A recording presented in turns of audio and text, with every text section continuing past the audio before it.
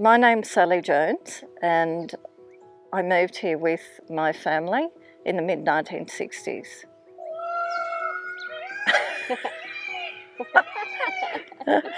We're in Yambiana. It was a garden created by my mother, the late Patricia Jones. She established this garden from 1965 and gardened here until her death last year at 98. Mum loved being involved in the garden festival. She was involved for many, many years from the time of the inception of the garden festival. It was her one last wish last year to have her garden open again, and we were able to achieve that, and she died soon after. A happy woman. She loved sharing her garden with others. It was a very social thing for her. She loved sharing plants with others, and many people say that she gave them plants and they still have them and think of her. She would recount who gave her a certain plant, family, friends, perhaps decades ago, perhaps recently. So it was as if she was surrounded by those people, even though they weren't here, their presence was here. Mum started the garden close to the house, and as time went on she expanded, but she didn't take away the plants that were originally there. So it's like a time capsule of gardening trends, because as she made the garden bigger, it was a different era, and that's reflected in the plants. So there's an enormous diversity of plants in this garden, reflecting the people who visited Yambiana, their generosity, and what was trendy over time and possible over time. In 2012, this garden was completely inundated by flood, and my mother in her mid-90s chose to return and renew the garden and opened it for the Garden Festival in 2015, which was really inspiring.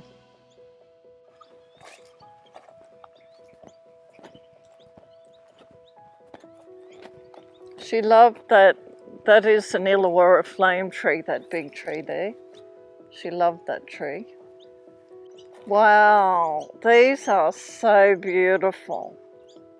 They've come out just for you, Elle. So Mum loved this. This was a plantation that she put in. I've seen kangaroos come and get in here to cool their joey down. And so that's the view down to the Marul Creek. So what you can see here is the old original house and the original garage, which would have been made from timber milled here. So what's different about this garden is there are a lot of beings that live in it. It's not like, there's peacocks nesting and there are lots of birds, and the sheep live outside it, and there are dogs here. And everything has to get on. Let's see if we can find a nice flower. This is a rose that my mother's mother had and grew at Yenda. What my mother used to say is, don't worry about the past, focus on the future. So that was her attitude to life. So I have focused on the soil. I've put a lot of worm-tech compost on the garden and other ameliorants, and so keeping all the plants healthy and thriving without needing artificial fertiliser and insecticide, which we don't use here. That is quite a task. So my focus really is on maintaining the garden, renewing it as appropriate, and just having everything thriving and encouraging the birds and wildlife. So creating a fully functioning ecosystem is my goal for this garden. My favourite thing is walking around the garden at different times of the day, because in the different light things look completely different, and also it's almost changing on a daily basis.